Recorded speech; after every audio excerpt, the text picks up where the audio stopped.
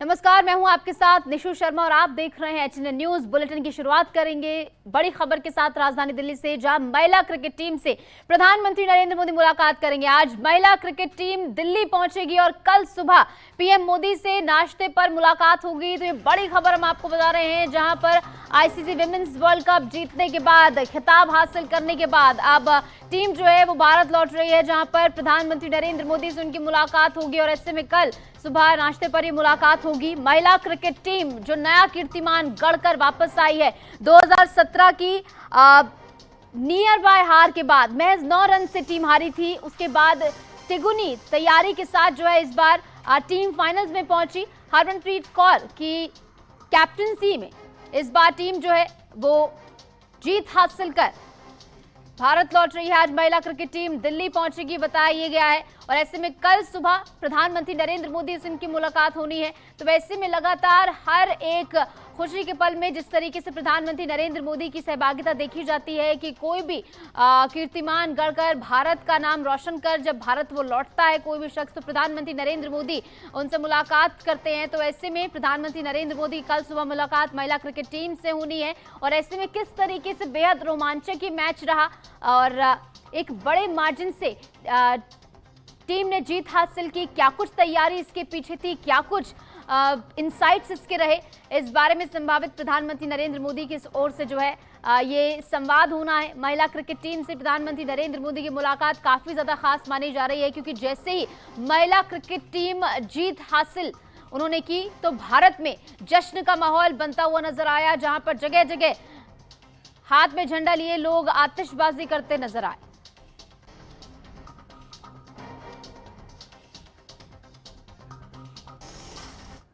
तो कुल मिलाकर प्रधानमंत्री नरेंद्र मोदी से आज विमेंस क्रिकेट टीम की मुलाकात होनी है और ये मुलाकात जो है काफी ज्यादा खास मानी जा रही है। और इसी मुलाकात को लेकर जो है लोग भी काफी उत्साहित हैं कि इस दौरान क्या कुछ चर्चा होगी। चलिए खबरों में आगे बढ़ेंगे। राष्ट्रीय राजधानी दिल्ली से एक बड़ी खबर आपको बता दें, दिल्ली एनसीआर में दम घोटू हवा का कहर लगातार जारी है। आज भी प्रदूषण बहुत खराब श्रेणी में बना हुआ है। कई इलाकों में सुबह से ही धुंध छाई हुई है। AQI बेहद खराब स्तर पर बना हुआ है। ITO के आसपास एयर क्वालिटी इंडेक्स 347 दर्ज किया गया है। तो कुल मिलाकर AQI जो है इस समय बहुत ही ज्यादा खराब श्रेणी में है और दिल्ली की हवा ऐसा मालूम पड़ता है कि सांस लेने लायक नहीं बची है, क्योंकि आंखों में जलन हो रही है, लोगों को सांस लेने में दिक्कत भी हो रही है प्रदूषण के चलते। और AQI बेहद खराब स्तर पर बना हुआ है। दिवाली के बाद से हालात जो है वो और ज्यादा संवेदनशील होते नजर आए हैं।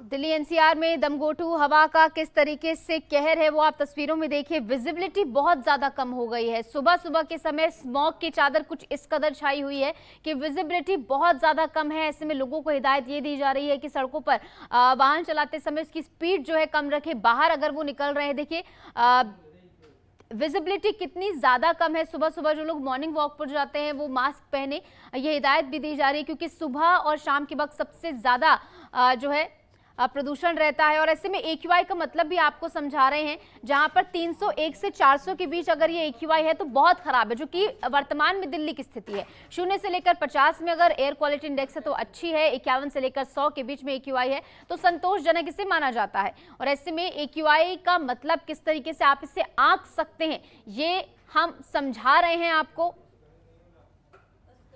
301 से लेकर 400 तक खराब श्रेणी माना जाता है।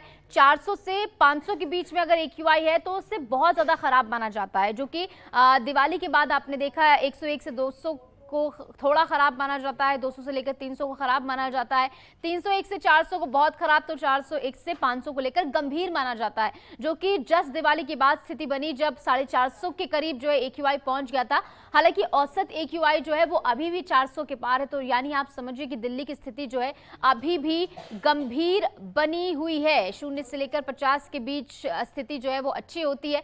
हालांकि 100 से लेकर 200 तक भी अगर AQI होता है तो उसे भी ठीक कहा जा सकता है, अगर आप अभी की स्थिति से उसे कंपेयर करें तो, क्योंकि लगातार प्रयास किए जा रहे हैं कि किसी तरह एयर क्वालिटी इंडेक्स को बेहतर किया जाए, हवा को जो है साफ किया जाए। जगह जगह पानी का छिड़काव हो रहा है और दिल्ली में 1 नवंबर से पुराने वाहनों की एंट्री पर भी बैन लगा दिया गया है, प्रतिबंध उन पर लगा दिया गया है। यानी कोई भी पुरानी गाड़ी दूसरे राज्यों से दिल्ली में प्रवेश नहीं कर पाएगी। यानी वो पुरानी गाड़ियां जो ज्यादा पोल्यूशन फैलाती हैं, क्योंकि दिल्ली में स्थिति वैसे ही गंभीर है, तो वो अगर गाड़ियां दिल्ली में आएंगी तो यहाँ पर प्रदूषण जो है और ज्यादा बढ़ेगा। तो ऐसे में लोगों की सहूलियत के लिए ये कदम जो है उठाए गए हैं। और इस बीच हमारे साथ हमारे संवाददाता अभिषेक आनंद जुड़ गए हैं दिल्ली से ज्यादा जानकारी के साथ।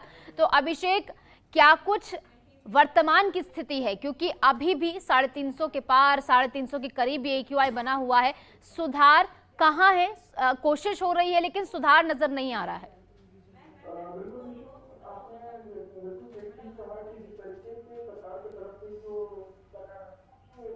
अभियान चलाए जा रहे हैं। आपने देखा है कृत्रिम बारिश को भी लेकर के किस तरीके से लगातार सीएम रेखा गुप्ता ने कहा था कि कृत्रिम बारिश के बाद पॉल्यूशन में कम होगी। मैं जगह जगह पर भी देखता हूँ तो देखता हूँ कि इस तरीके से कृत्रिम बारिश वो किए जा रहे हैं। लेकिन अगर इस तरीके से अभी का माहौल है, हालांकि मैं 15 लेवल अक्सर मात्रा में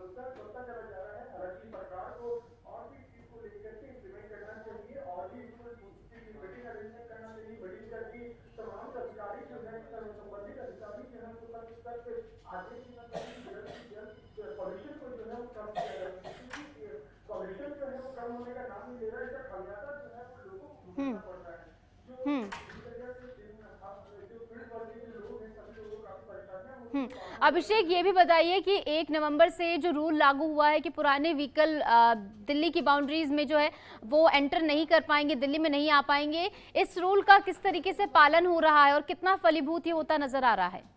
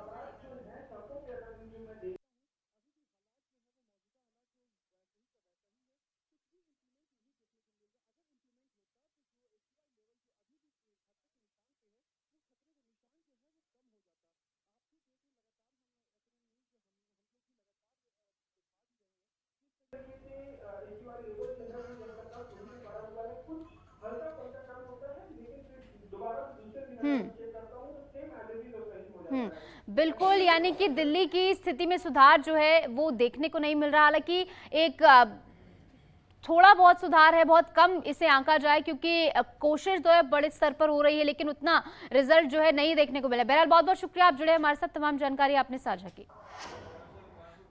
खबरों में आगे बढ़ेंगे। घाटशिला के मूसाबनी में सीएम हेमंत सोरेन पहुंचे और जेएमएम प्रत्याशी सोमेश सोरेन के समर्थन में वो वोट मांगेंगे। बता दें कि पूर्वी सिंहभूम जिले के घाटशिला विधानसभा के उपचुनाव में 14 प्रत्याशी चुनावी मैदान में है। ऐसे में ये चुनावी पूरी प्रक्रिया में हेमंत सोरेन एक्टिव होते हुए नजर आएंगे, जहां पर आज घाटशिला के मूसाबनी में सीएम हेमंत सोरेन पहुंचे और जेएमएम प्रत्याशी सोमेश सोरेन के समर्थन में वोट की अपील करते हुए नजर आएंगे। और जैसे कि हमने आपको बताया कि पूर्वी सिंहभूम जिले के घाटशिला विधानसभा के उपचुनाव में 14 प्रत्याशी चुनावी मैदान में हैं।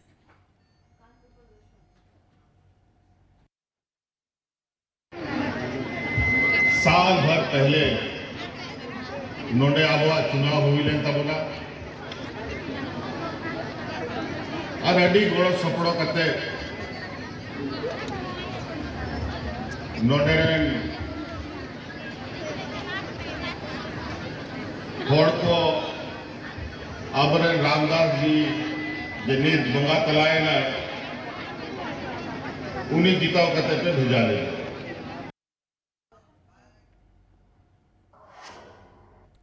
आगे बढ़ेंगे। बाराबंकी से बड़ी खबर आपको बता दें, आर्टिगा और ट्रक में जोरदार भिड़ंत की खबर है। भीषण हादसे में 6 लोगों की मौत हुई है, जबकि 2 लोग इसमें घायल बताए गए। ट्रॉमा सेंटर में दोनों को भर्ती कराया गया है। हादसे पर सीएम योगी आदित्यनाथ ने संज्ञान लिया और हादसे को लेकर दुख व्यक्त सीएम योगी आदित्यनाथ की ओर से यहां पर किया गया है। तो बड़ी खबर हम आपको बता रहे हैं, सीएम योगी आदित्यनाथ ने हादसे का संज्ञान लेते हुए अधिकारियों को निर्देशित किया है। आर्टिगा और ट्रक में भीषण टक्कर की खबर है। बताया ये गया है शुरुआती जांच में ओवर स्पीडिंग इसका कारण बताया गया है। जैसे ही पुलिस को इसकी सूचना मिली तो पुलिस मौके पर पहुंची, शवों को कब्जे में लेकर पोस्टमार्टम के लिए भेज दिया गया है। तो वहीं गाड़ियों को भी हटाने का काम किया गया है। आर्टिगा गाड़ी जो है आगे का हिस्सा जो है उसका बुरी तरह क्षतिग्रस्त हो गया। भीषण ये हादसा रहा और वाहन की स्थिति से, वाहन की हालत से आप इस हादसे की भीषणता का अंदाजा लगा सकते हैं। हम थोड़े बताए हाँ। पूरी बात। अच्छा, कैसे पता चला एक्सीडेंट? कैसे पता चला आपको? इंसिडेंट हम आवाज पाए ना। तो क्या दिखा आपने? गाड़ी किधर से किधर आ रही थी? गाड़ी या ट्रक जा रहा सी इधर देवालंग और वह वटका सिसाई रहा, बाराबंकी से आ रही थी। बाराबंकी। अच्छा, तो आमने सामने हो गया? सामने लोगों को अवगत कराना है कि करीब 10 बजे के करीब आज हमारे देवा फतेहपुर रोड से, जो कि थाना देवा में पड़ता है, वहाँ पे एक अर्टिगा कार और एक ट्रक का एक्सीडेंट हो गया, जिसमें जो अर्टिगा में सवार 8 व्यक्ति थे वो गंभीर रूप से घायल हो गए और उसमें 6 लोगों की मृत्यु हो गई है। इसमें 5 पुरुष हैं और 1 महिला है और 2 लोगों जो घायल थे उनको बेहतर इलाज के लिए हाजीपुर का रेफर किया गया है।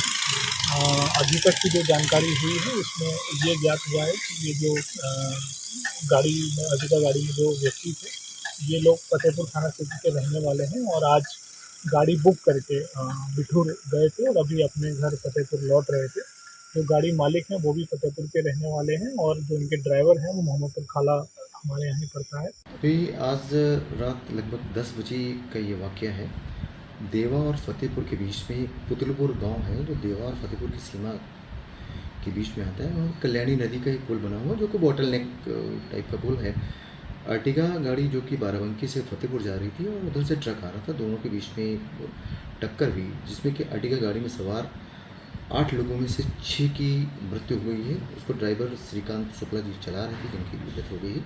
प्रदीप सोनी और उनकी पत्नी माधुरी सोनी, उनकी भी डेथ हुई है। इसके अलावा 2 लोगों को क्रिटिकल कंडीशन में देवा CSC ले जाया गया, जहां से फिर डिस्ट्रिक्ट हॉस्पिटल बाराबंकी के लिए रेफ़र किया गया। डिस्ट्रिक्ट हॉस्पिटल बाराबंकी में वो दोनों लाए गए थे जिनकी हालत बहुत ही गंभीर थी। आगे बढ़ेंगे। मथुरा के कोतवाली इलाके में किराए के मकान में महिला की संदिग्ध मौत से हड़कंप मच गया। घटना के बाद से महिला का पति फरार है। सूचना मिलने पर पहुंची पुलिस ने शव को पोस्टमार्टम के लिए भेजकर मामले की जांच शुरू कर दी है। तो एक खबर जहां पर महिला का शव जो है पाया गया है और ऐसे में पुलिस को जैसे ही इस घटना की सूचना मिली तो पुलिस मौके पर पहुंची, शव को कब्जे में लेकर फिलहाल पोस्टमार्टम के लिए भेज दिया गया है। जांच जारी है। बताया गया है कि महिला का पति फरार चल रहा है। ऐसे में पति की तलाश में पुलिस जो है लगातार जुटी हुई है और इस पूरे घटना से इलाके में जो है हड़कंप मच गया है। घटना के बाद से महिला का पति जो फरार चल रहा है इसकी तलाश में भी पुलिस जुट गई है। सूचना मिलने पर पहुंची पुलिस ने फिलहाल शव को कब्जे में लेकर पोस्टमार्टम के लिए भेज दिया है और पोस्टमार्टम के बाद जो रिपोर्ट आएगी उसके आधार पर भी आगे की जांच जो है वो की जाएगी। फिलहाल पुलिस की ओर से जांच जारी है और फरार पति की तलाश में पुलिस जुटी हुई है। आसपास के लोगों से भी इस पूरे मामले में पूछताछ की जा रही है कि क्या कुछ इसके पीछे का कारण हो सकता है, ये पता लगाया जा रहा है।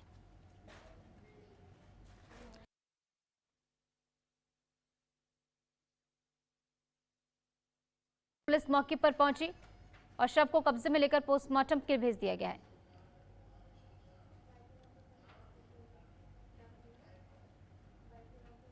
पुलिस ने शव को पोस्टमार्टम के लिए भेज दिया है और आगे की कार्रवाई जारी है। महिला की संदिग्ध परिस्थिति में ये मौत हुई है। फंदे से लटका हुआ शव पाया गया है और जैसे ही पुलिस को इसकी सूचना मिली तो पुलिस मौके पर पहुंची और घटनास्थल से तमाम साक्ष्य भी फोरेंसिक टीम की ओर से जुटाए गए हैं। घटना के बाद से महिला का पति फरार चल रहा है। ऐसे में शक की निगाहें जो हैं पति की ओर भी जाती हुई यहाँ पर नजर आ रही। हालांकि पति के पकड़े जाने के बाद उससे जब पूछताछ होगी तो उसमें कई बड़े खुलासे जो हैं हो सकते हैं और इसके पीछे की असल वजह जो है वो भी पूछताछ के बाद सामने आ सकती है। फिलहाल शव को कब्जे में लेकर पोस्टमार्टम के लिए भेजा गया है और पुलिस की ओर से इस पूरे मामले में जांच जारी है। जो आसपास के लोग हैं, पड़ोसी लोग हैं, उनसे इस पूरे मामले में पूछताछ भी की जा रही है। पता लगाया जा रहा है कि आखिर क्या कुछ इसके पीछे के संभावित कारण हो सकते हैं। हालांकि शक की नज़र जो है वो पति के ऊपर भी यहाँ पर जा रही है, क्योंकि जब से शव मिला है तब से पति जो है वो फरार चल रहा है। पति के बारे में कोई भी सूचना फिलहाल पुलिस को नहीं दी गई है। ऐसे में पुलिस लगातार जांच कर रही है। पति की तलाश में पुलिस जुटी हुई है। खबरों में आगे बढ़ेंगे। एक बड़ी खबर आपको बता दें, एचएनएन की खबर का बड़ा असर देखने को मिला है। नगर निगम में बिना टेंडर के काम का खुलासा हुआ है। एचएनएन ने ये खबर प्रमुखता से दिखाई थी। वार्ड 91 में पार्षद अधिकारियों की मिली भगत उजागर हुई है। पार्कों में बिना टेंडर बेंचें लगाई गई। 30 अक्टूबर को 8.24 लाख रुपए का टेंडर डाला गया, जहां पर एचएनएन की खबर के बाद कार्रवाई तेज हुई है। नगर आयुक्त अर्पित उपाध्याय की बड़ी कार्रवाई देखने को मिली है। उद्यान अधिकारी भास्कर दिवाकर पद से हटाए गए हैं। XEN को हटाकर यहां पर जिम्मेदारी जो है बदल दी गई है। तो ये बड़ी खबर हम आपको बता रहे हैं, जहां पर भ्रष्टाचार को उजागर करने का काम जो है एचएनएन न्यूज की ओर से किया गया था और प्रमुखता से जो खबर एचएनएन न्यूज ने चलाई थी उसका असर यहां पर देखने को मिला है।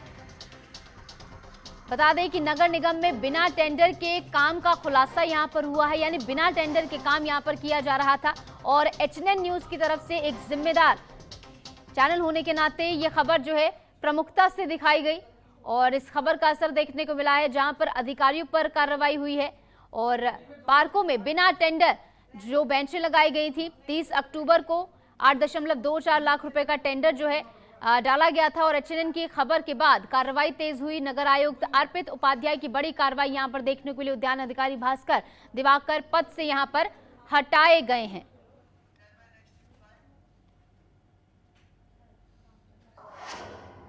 बढ़ेंगे आगे। मुख्यमंत्री योगी आदित्यनाथ के नेतृत्व में उत्तर प्रदेश समर्थ यूपी विकसित यूपी 2047 के लक्ष्य की ओर अग्रसर है। राज्य सरकार के पोर्टल पर अब तक 60 लाख से अधिक फीडबैक मिले हैं, जिनमें 75% ग्रामीण क्षेत्रों से मिले हैं। ये पहल जनता की भागीदारी से आत्मनिर्भर और विकसित उत्तर प्रदेश के निर्माण की दिशा में एक बड़ा कदम भी मानी जा रही है।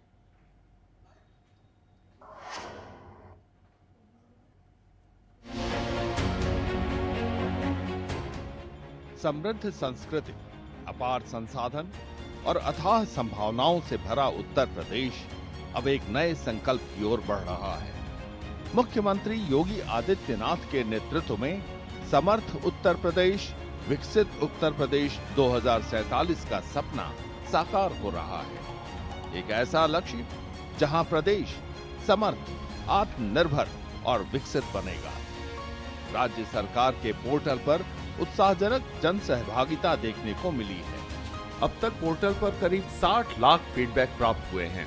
इनमें से 75% से ज्यादा सुझाव ग्रामीण क्षेत्रों से मिले हैं। 2047 में कैसा भारत चाहिए? एक ऐसा भारत जो विकसित हो, आत्मनिर्भर हो, समृद्धि के पथ पर आगे बढ़ते हुए दुनिया का नेतृत्व करने वाला हो। ऐसे भारत के निर्माण का रास्ता कहीं से जाता है तो वह आंगनबाड़ी केंद्रों से जाता है, गांव से जाता है, गलियों से होकर के जाता है। समर्थ पोर्टल को लेकर आम जनता के साथ शासन प्रशासन में उच्च पदों पर रहे लोगों में काफी उत्साह है। उनका मानना है कि इससे जनता और सरकार के बीच संबंध तो मजबूत होगा ही, साथ ही जो विकसित उत्तर प्रदेश का लक्ष्य निर्धारित किया है उसमें जनता की भागीदारी भी सुनिश्चित होगी। टॉप यूनिवर्सिटीज खुलें, यूनिवर्सिटीज में बाहर के छात्र पढ़ने आए, एक एजुकेशन का हब बने। जिस प्रकार से नोएडा एक इंडस्ट्रियल हब है, उसी प्रकार से एजुकेशन का हब बने। जो डिफेंस कॉरिडोर है ये बहुत अच्छी सोच है। अगर डिफेंस कॉरिडोर में उद्योग लग जाते हैं, जैसे ब्रह्मोस वगैरह, ये सब मिसाइल्स की फैक्ट्री लगी है, यहाँ पर प्रोडक्शन शुरू हो गया है, ये सब बहुत सही दिशा में मेरे हिसाब से काम हो रहा है। शीर्ष 5 जिलों में जौनपुर, संभल, प्रतापगढ़, बिजनौर और गोरखपुर शामिल हैं। गोरखपुर से समर्थ पोर्टल पर 1 लाख से अधिक लोगों ने विकसित भारत के लिए सुझाव दिए, जिनमें 85,000 ग्रामीण और 16,000 शहरी नागरिकों ने भागीदारी की। मैं सरकार को सुझाव देना चाह रहा हूँ कि जो नए एंटरप्रेन्योर है, जो नए लोग फैक्ट्री में लगाना चाह रहे हैं, चाहे बिजनेस करना चाह रहे हैं, उनको इजीली से लोन प्रोवाइड किया जाए। इस महाअभियान के तहत शासन जनता के सुझावों और भागीदारी को प्राथमिकता देती है, ताकि विकास योजनाएं जन अपेक्षाओं के अनुरूप बन सके। इसका फोकस हर क्षेत्र, शिक्षा, स्वास्थ्य, कृषि, उद्योग, महिला सशक्तिकरण, रोजगार और पर्यावरण में संतुलित और टिकाऊ विकास पर है। ये विजन न सिर्फ आर्थिक प्रगति का रोड मैप है, बल्कि जन भागीदारी से सुशासन की दिशा में एक मजबूत कदम भी है। और फिलहाल के लिए हमारे इस खास बुलेटिन में इतना ही। खबरों का सिलसिला लगातार जारी, आप देखते रहिए HNN न्यूज।